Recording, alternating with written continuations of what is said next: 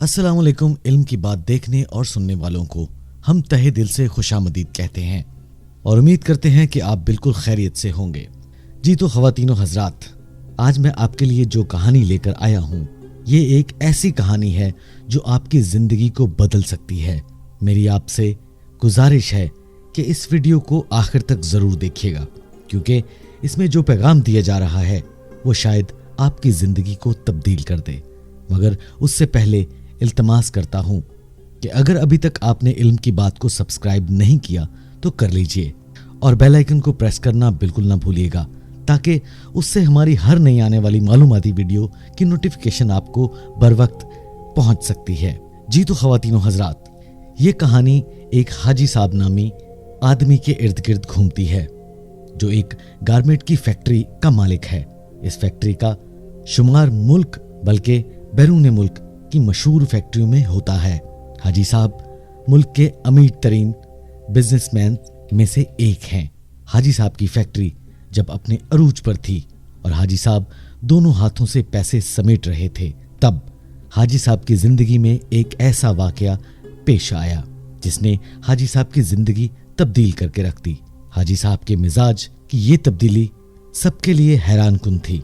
उन्होंने फैक्ट्री बंद की, फैक्ट्री को ताला लगाया और अपने घर बैठक में जाकर बैठ गए। वो अपना सारा वक्त इबादत और रियाजत में गुजारते थे। अल्लाह ताला ने इनको इनकी रियाजत का बड़ा खूबसूरत सिला दिया था। वो अंदर से रोशन हो गए थे। वो सुबह 8 बजे अपनी बैठक खोलते और रात गए तक उनके गिर्द लोगों का मजमा लगा रहता था। जो लोग अपनी हाजत लेकर उनके पास आते थे उनके लिए दुआ का हाथ बुलंद करते और अल्लाह ताला साइल के मसाइल को हल फरमा देता। अल्लाह ताला ने इनको इनकी दुआओं की कबूलियत से सरफराज कर रखा था। लेकिन फिर अचानक हाजी साहब की जिंदगी ने दूसरा पलटा खाया और वो एक दिन अपनी गद्दी से उठे, बैठक बंद की और बेटों से सरमाया लिया और कारोबार दोबारा से शुरू कर दिया। एक दरमियाने दर्जे की दूसरी फैक्ट्री लगा ली। उन्होंने एक फैक्ट्री में 500 खवातीन रखीं। खुद अपने हाथों से यूरोपियन खवातीन के लिए कपड़ों के डिज़ाइन तैयार किए और फिर इन डिज़ाइंस को यूरोप भिजवाया। बाहर से आर्डर आया और हाजी साहब ने माल बनवाना शुरू कर दिया।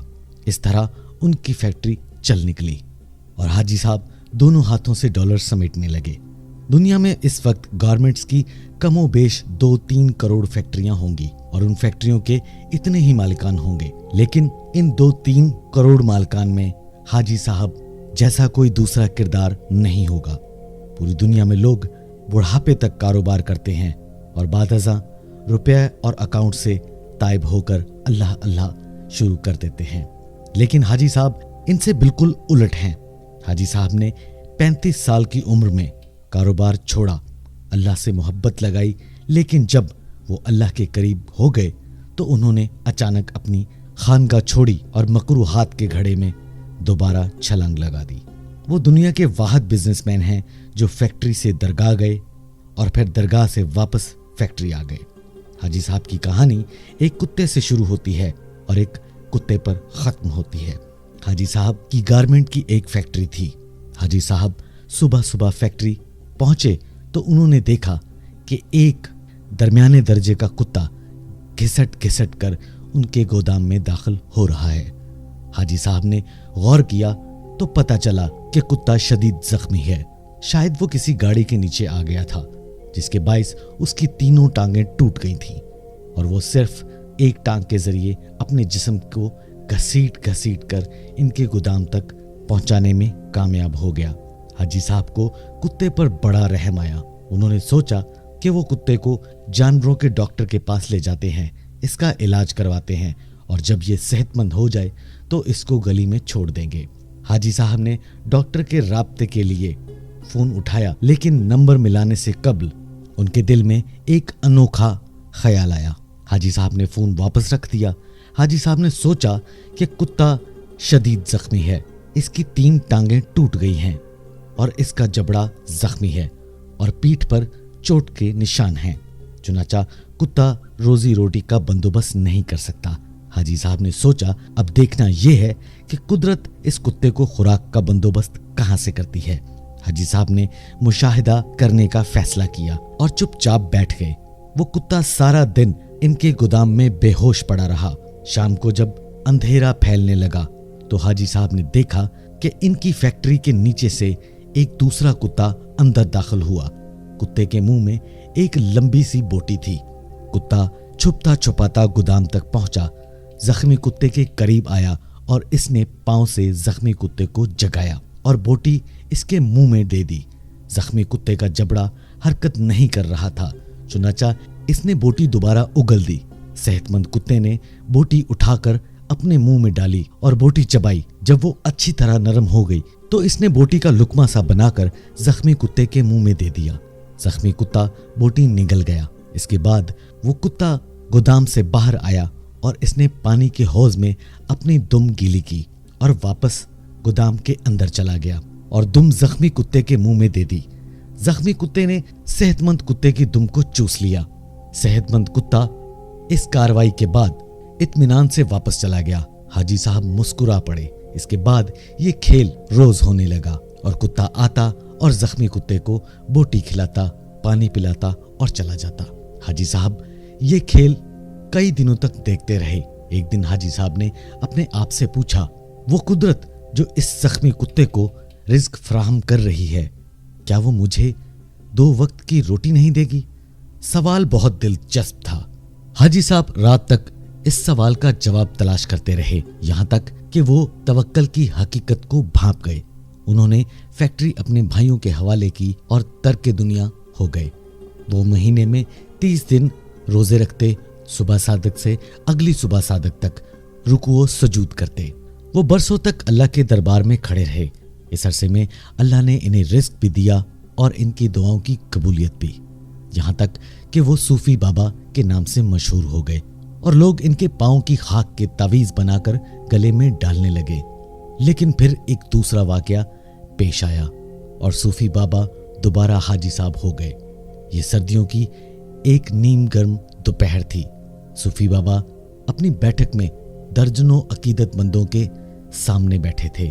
सूफी बाबा इनसे रूहानियत के रमूज पर बातचीत कर रहे थे।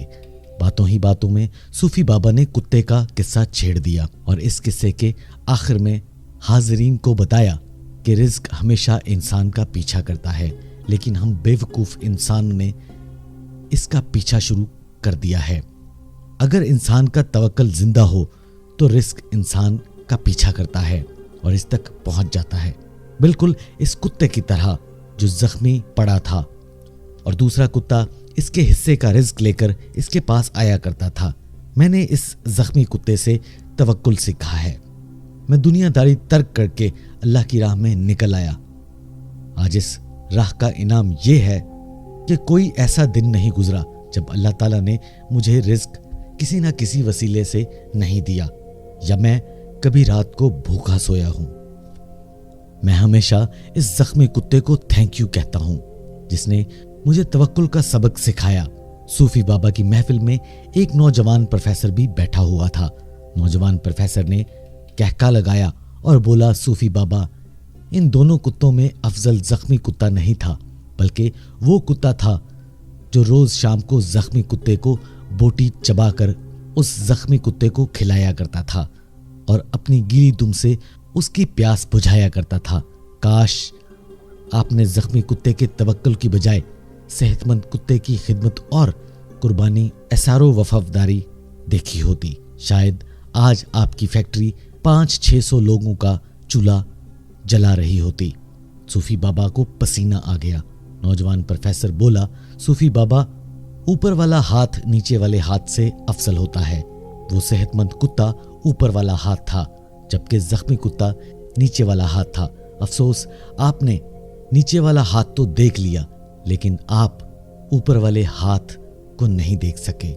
मेरा ख्याल है आपका ये सारा तसव्वुफ और आपका ये तवक्कुल खुदगर्जी पर मबनी है, क्योंकि एक सखी बिजनेसमैन 10,000 नकम्मे और बेहुनर दरवेशों से बेहतर होता है। जवान उठा, इसने सलाम किया और बैठक से निकल गया। यहाँ तक कि हाजी साहब की जिंदगी ने दूसरा पलटा खाया। हाजी साहब ने 2 नफल पढ़े, बैठक को ताला लगाया और दोबारा फैक्ट्री खोल ली। अब वो इबादत भी करते हैं और कारोबार भी करते हैं और इनकी फैक्ट्री में से 200-300 घरों का चूल्हा जलता है। गरीब लोग इनकी फैक्ट्री में काम करते हैं। मोहतरम ख़वातीन व हज़रात, मैं उम्मीद करता हूँ कि आपको ये आज की वीडियो बहुत पसंद आई होगी और अगर पसंद आए तो इल्म की बात को सब्सक्राइब करना और बेल आइकन को प्रेस करना मत भूलिएगा, क्योंकि इससे हमारी हर नई आने वाली वीडियो की नोटिफिकेशन आपको बर वक्त पहुँचती है। और हम इल्तमास करते हैं कि अगर आपको ये वीडियो पसंद आए तो इसको शेयर करना मत भूलिएगा, शायद इससे किसी की ज़िंदगी बदल जाए। खुदा हाफिज़।